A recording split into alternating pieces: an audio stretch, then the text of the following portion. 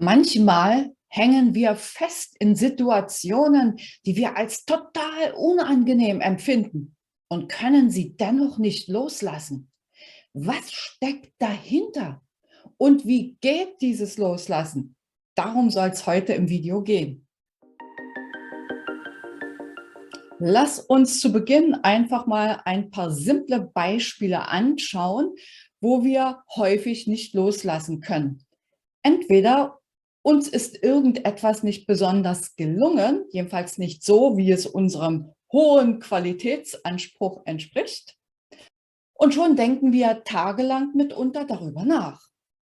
Oder wir hatten ein Gespräch, zum Beispiel sogar ein Vorstellungsgespräch, was einfach nicht so gelaufen ist, wie wir uns das gewünscht hätten.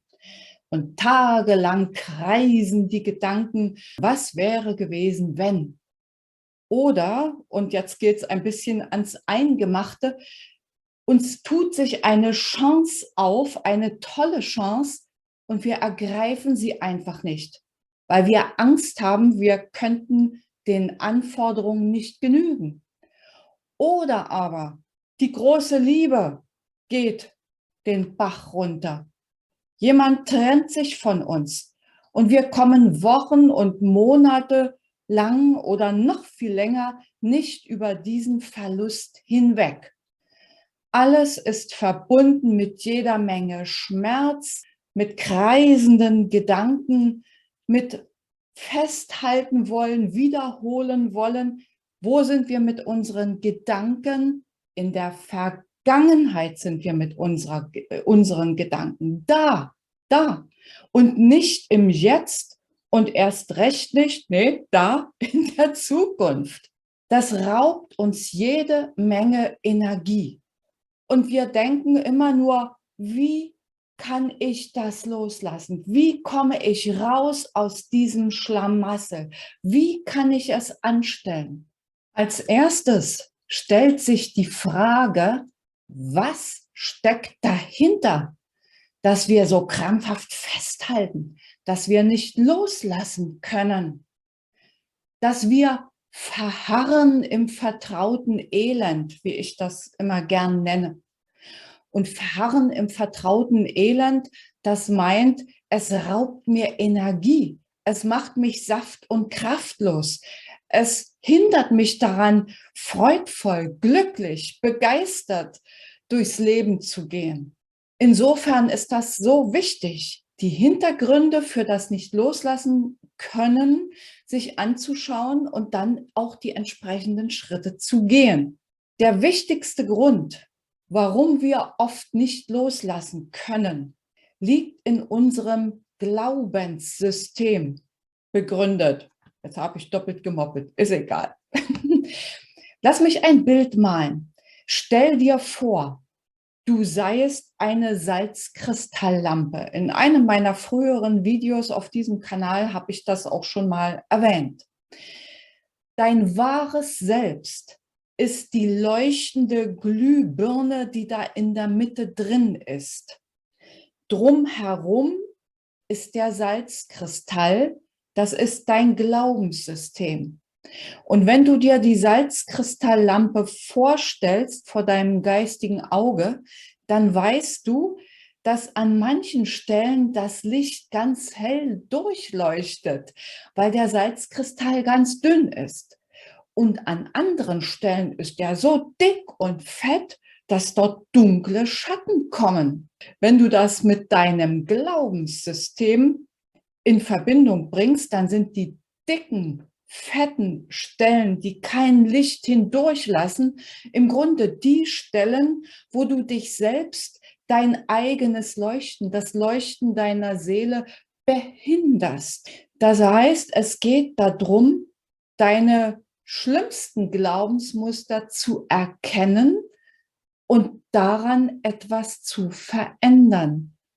In dem Augenblick, wo du das tust, wo du dir dessen bewusst wirst, beginnst du auch zu leuchten und kannst du auch loslassen. Wie kann das jetzt rein praktisch aussehen? Nach meiner Erfahrung und der Erfahrung vieler anderer kommst du an Glaubensmuster und Glaubenssätze sehr gut in einem meditativen Zustand dran. Das heißt, du meditierst über einer Frage. Meditieren heißt jetzt nicht unbedingt stundenlang im Lotussitz auf eine weiße Wand zu starren oder in eine Kerze. Nein, das kann auch bedeuten, einfach spazieren gehen, an ein fließendes Gewässer gehen, einer Routinetätigkeit nachgehen oder sportliche Betätigungen wie Joggen und Ähnliches. Und du stellst dir die Frage, welche Annahme hat zu dieser Situation geführt? Welche Annahme darf ich jetzt loslassen? Und ganz oft bekommst du als eine Antwort etwas in der Art, ich bin nicht gut genug, ich genüge nicht. Sei dir aber dessen bewusst. Du bist immer gut genug. Du bist genau richtig, so wie du bist. Du bist vollkommen, denn du bist Ausdruck des Schöpfers. Du bist ein Schöpfer. Also kann alles nur richtig an dir sein. Der Punkt ist, es gilt, eine Entscheidung zu treffen. Wenn du in so einer nicht loslassen können Situation feststeckst, was steckt in dem Wort Entscheidung drin?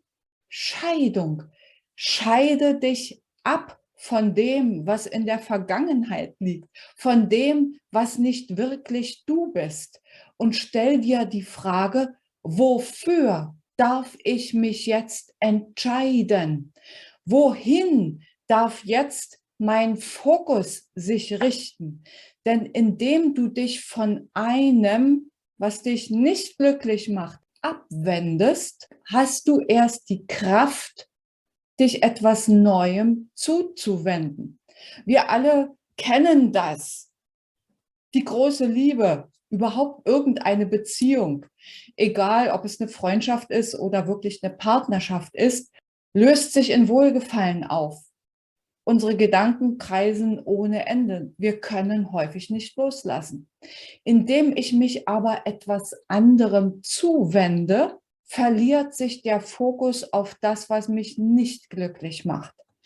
Also darf ich mir die Frage stellen, wie entscheide ich mich jetzt in Liebe und zum Wohle aller?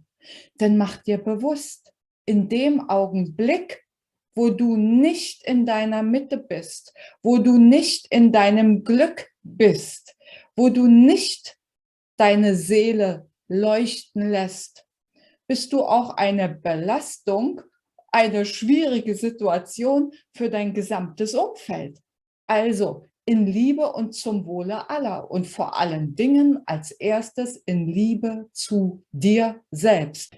Dieses und noch viel, viel mehr und tiefgründig bekommst du in meinem neuen E-Book, wie Selbstcoaching gelingt. Bekommst du bei Amazon. Den Link findest du unterhalb dieser Beschreibung und auch nochmal einen Link zur Anleitung, wie Meditieren geht. Ich hoffe, das Video hat dir etwas genützt. Freue mich über deinen Kommentar. Freue mich, wenn du meinen Kanal abonnierst. Wünsche dir eine gute Zeit. Bis zum nächsten Video. Tschüss.